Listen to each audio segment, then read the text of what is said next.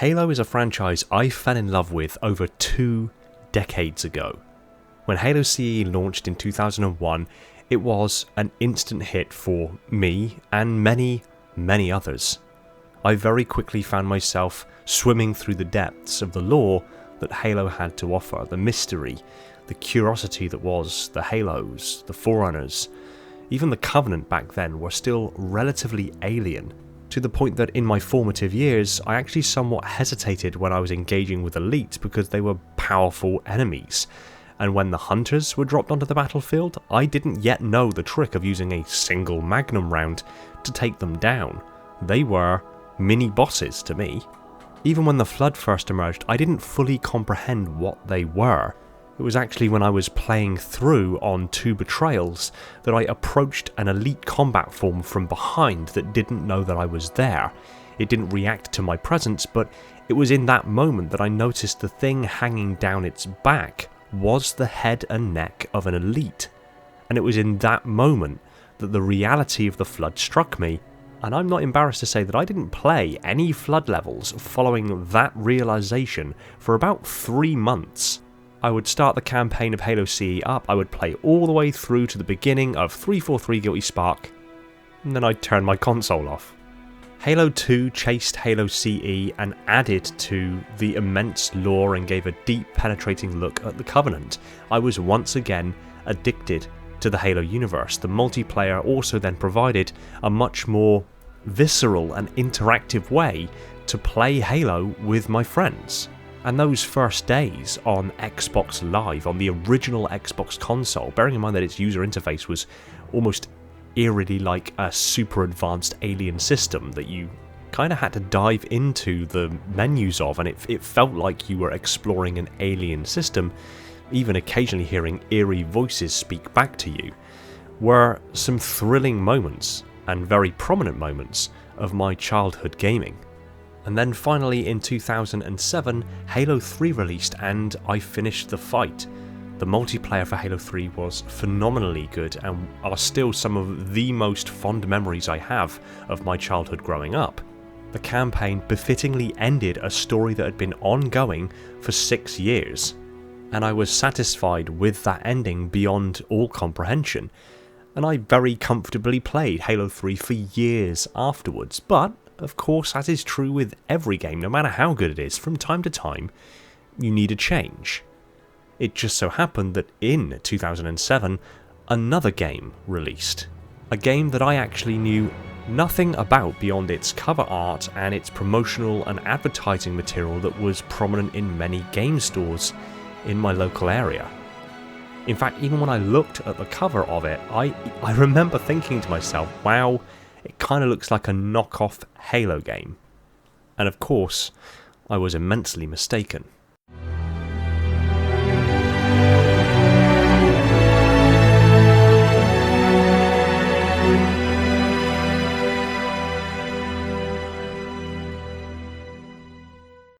Hey everyone, welcome back to Installation 00. How about that new intro though? Big shout out to EK Design for that one. So 2006 saw the conclusion of the Halo trilogy, and in spite of putting hours upon hours into Halo thereafter, everybody needs a change of pace from time to time, so I picked up a relatively new release to fill the voids in between. This game was Mass Effect, and if nothing to satisfy curiosity and have something else to play in between playing Halo, I picked a copy up. I remember walking home and looking at the cover and thinking that the Krogan looked like very big grunts, the Salarians looked a little bit like the Prophets, the Turians looked a little bit like the Elites, and the Asari looked like, well, I don't really know what the Asari looked like to be honest. But in either case, I took it home, I put it into the console and I played Mass Effect, and it was another game I was almost instantly addicted to. The lore was expansive, the story was mysterious, the threat of the Reapers, this Lovecraftian horror-style omnipotent enemy, rivaled the Flood in my opinion back in those days, because we knew basically nothing about them, but their threat was palpable.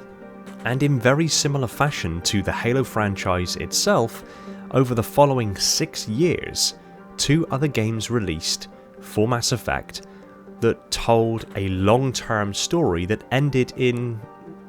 Well, actually, back in the day it didn't end fantastically, but has since somewhat been improved. And now, many years later, having consumed immense levels of lore from both franchises, I can say confidently that these two games have had an adverse effect on how I view the universe, in how I view science fiction, and ultimately had an adverse effect on my ultimate career path. It would have been very unlikely if Mass Effect and Halo didn't exist that my interests in science, technology, engineering, mathematics would have been as well fostered as ultimately they were, because I saw their potential application for more thoroughly understanding the respective universes.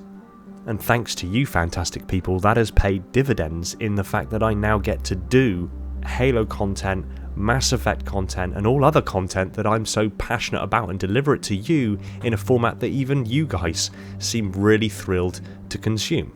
But now that I've waxed poetic on a particularly lengthy introduction, I want to get to the real meat and bones of this particular video. These two titans of science fiction, these two gemstones of the gaming industry, not only had an adverse effect on me as an individual, and an adverse effect on gaming culture and many other people across the world, but they also had an effect on each other. And today I'd like to cover several examples of when Halo has inspired Mass Effect, or Mass Effect has inspired Halo, or there have been nods or references in their respective franchises to each other, as well as to entertain some theories that I might extrapolate further in the near future. So let's kick things off immediately with some similarities, particularly between the species of the Halo universe and the Mass Effect universe. The Protheans were a species that once populated the galaxy, and disappeared under mysterious circumstances almost overnight, 50,000 years prior to humanity's discovery of Prothean ruins on Mars. And I believe it goes without saying how similar this is to the origin story of the Forerunners as it was originally intended. The Forerunners were a species that came before humanity, widely populated the galaxy, and disappeared under mysterious circumstances almost overnight, 100,000 years prior to humanity's discovery of their ancient artifacts left scattered across the galaxy, particularly the Halos themselves. Moving on, anybody who's played Mass Effect 2 will be intimately aware of the Collectors. These were an unknown, mysterious species that had begun kidnapping human population centres on colonies across the cosmos. But during very specific cutscenes during the events of Mass Effect 2, we see the Collector General, who bears more than a passing resemblance to the early concept art for the Precursors, a species that seeded life here in the galaxy millions of years ago, which, sticking with the Precursors here now, bears a striking resemblance to the Leviathans during the Leviathan DLC in Mass Effect 3. The Leviathans are an ancient and rather enormous aquatic race that see themselves as the galaxy's first and only apex race, and dominated the galaxy in a time before the Reapers, millions if not billions of years ago. To dive down the rabbit hole a little bit with the Leviathans, they are believed to have evolved on an unknown planet that produced at least one other sapient species, and at some point in their evolution the Leviathans developed an ability to communicate with that dominant land-based sapient species. It would be the equivalent of if giant squid, or as of yet undiscovered crustaceans, developed the ability to communicate with us. The Leviathans utilised this civilization and their technology to achieve spaceflight, then being able to spread across the stars and colonise other locations, and each time they encountered another lesser species, that species was enthralled to serve them and provide some degree of tribute in return for protection and care. In that specific regard, that's a little bit more akin to the way the Foreigners acted. But overarchingly, it's believed that the Leviathans provided protection for these thrall species in the ways of technology and innovation, somewhat interfering in the evolutionary path of these respective species. Again, not unlike the Precursors, who seeded life on countless planets across the galaxy, and likely beyond, having their will be done, seemingly with or without the consent of the respective species.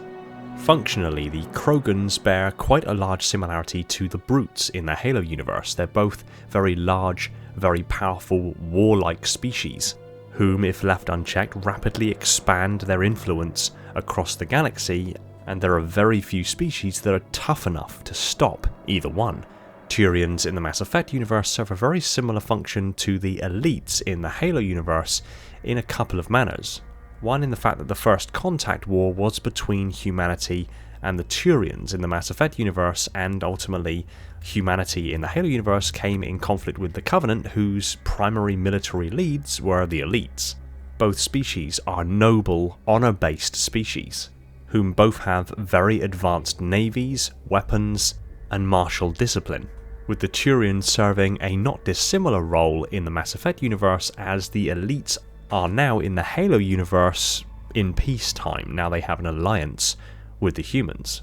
Moving swiftly on to the Salarians, they bear a striking physical resemblance to what the Prophets' original aesthetic appearance was before they effectively devolved into the decrepit creatures we see them as in the actual Halo games. The Prophets themselves, the Sanshaiyum, were once a very slender and beautiful race, not unlike the Salarians.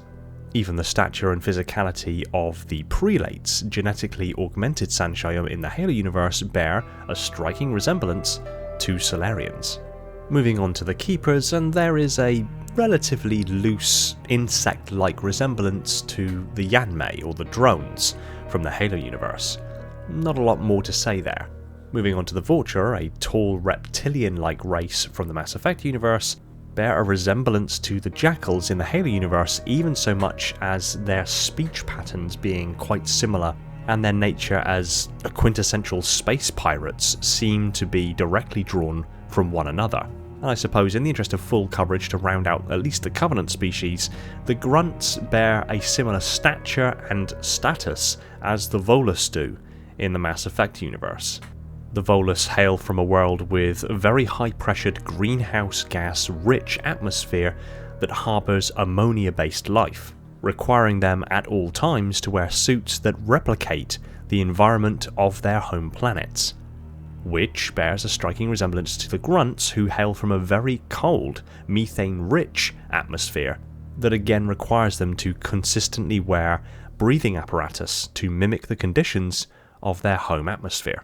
Moving on, and the Geth and the Prometheans bear a relatively similar form and function in the respective universes. More specifically, the Promethean soldiers, or Armigers, bear a resemblance to the Geth in the fact that they are both mechanical, AI-driven species, both created by fairly advanced species, and both struggling with their own senses of identity within a changing galaxy.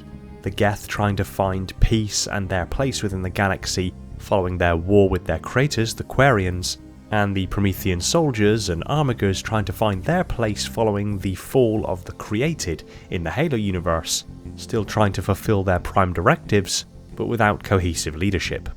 Now for more of a status and aesthetic resemblance between the Batarians in Mass Effect and the Covenant fringe species of the Yonit, both possessing far too many nostrils, and both simian and reptilian features, both also being species that really don't get much of a spotlight in the respective universes. Both the Hanar from Mass Effect and the Hurugok, or Engineers, from Halo, are also big, stupid jellyfish. The Elcor are a species from Mass Effect whom come from a world of extremely high gravity, which means that they move around on all fours and react very, very slowly because a fall on their planet can be fatal. However, when implemented in battle, they can literally be living tanks, which bear a striking resemblance to the Sharkoi, another fringe species that was originally meant to be in earlier Halo games but has never quite made its debut. Interestingly enough though, the Sharkoi's intelligence works in a very similar manner to that of the Geth, in that there's more Sharkoi there are in a respective area at any given time, the more they almost telepathically network with each other and become more intelligent and more capable, very similar to the methods behind the Geth. And now a comparison for the species that has plagued Halo for time immemorial, the Flood. Now the Flood is an interesting one, particularly in comparison to two species in the Mass Effect universe. One being quite obviously the Rachni, which are an insectoid species that share a hive mind intelligence and are controlled by a singular central intelligence, the Rachni Queen.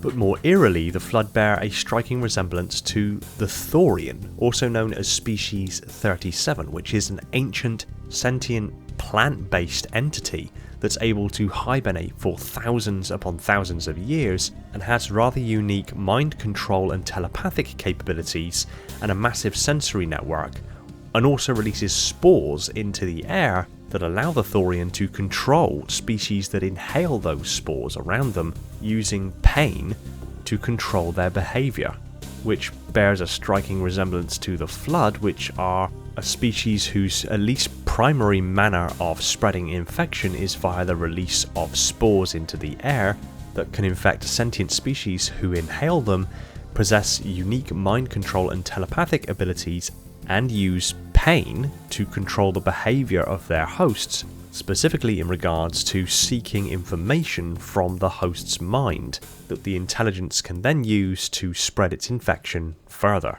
And to round out comparison of species, as for Asari, Drell, Quarians, Protheans and the like, I don't know really. Moving on from this, Omega, a space station built from the mined-out husk of a metallic asteroid, bears more than a passing resemblance to High Charity, but also has at least a passing resemblance to Anvil Station and the unknown post-war human station near an unknown Halo installation that featured very briefly for a Hero Falls trailer for Halo 5. The Citadel also bears a passing resemblance to the Ark if the arms of the Ark were folded in. And I suppose just for covering the bases, the Presidium itself within the Citadel bears a somewhat similar aesthetic to a Halo installation as well, while also being at the hub of the Citadel, much as the Halos themselves are built in the hub of the Ark. But I suppose arguably the design of the Presidium is in line with a Stanford Taurus, which is a widely accepted trope of sci-fi in general. So I admit that's a relatively loose reference.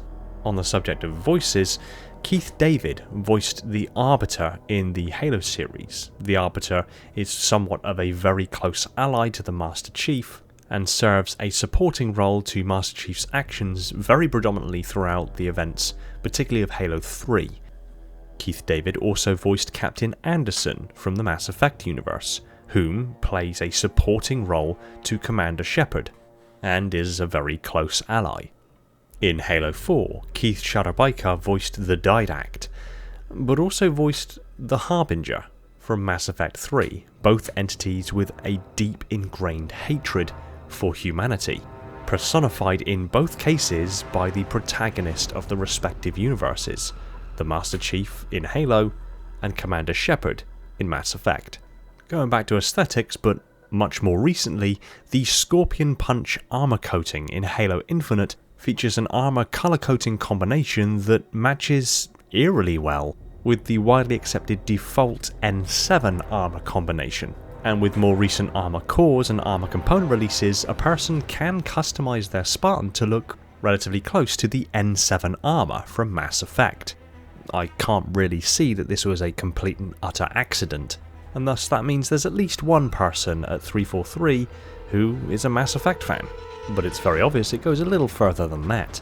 In the Halo TV show, there was a very clear nod to Commander Shepard, which has since been confirmed at being fully intentional. Indeed, there was a further reference made with the Skyllian Response Center, which, for Mass Effect fans, will hearken to the Skyllian Verge, a largely undeveloped patch of space situated on the borders of the Systems Alliance and Batarian space, and further harkens to the Skyllian Blitz, a major assault on the human colony of Elysium by Batarian pirates, slavers, mercenaries, and warlords. And specifically in Commander Shepard's backstory, if you select the War Hero backstory, Commander Shepard rallied the colonists against the invaders, and when the enemy forces broke through the colony's defences, Shepard single-handedly held them off and sealed the breach, which eventually resulted in the reward of the Star of Terror, leading to him being widely regarded throughout the Alliance as a war hero. Another blink and you miss it reference comes in Mass Effect 2, when the Normandy prepares to jump through the Omega-4 relay. The Omega-4 relay is a mass relay that has never really been activated or gone through. You need a very specific IFF in order to get it to activate, and no ship that is gone through has ever returned. But in Mass Effect 2, the Normandy is outfitted with the right IFF and activates the Omega-4 relay. It emerges on the other side and finds a field of derelict wrecked ships, and the Normandy has to rapidly maneuver to avoid the debris field left behind. Very, very briefly, there is a scene where the Normandy is pitching to avoid debris, and in the hazy background you can make out the telltale silhouette of a Halcyon-class cruiser, the very same class of cruiser as the Pillar of Autumn, which, while it is just a nice nod towards the Halo universe, could also have some very interesting ramifications when you consider the lore of such a wreckage existing in the Mass Effect universe. But that's probably for a future video. Another big reference or inspiration in the Halo universe that has happened more recently that very much seems to take lead from Mass Effect is centered around the Reapers and the 50,000 year cycle that the Reapers inflict on the preeminent species of the galaxy.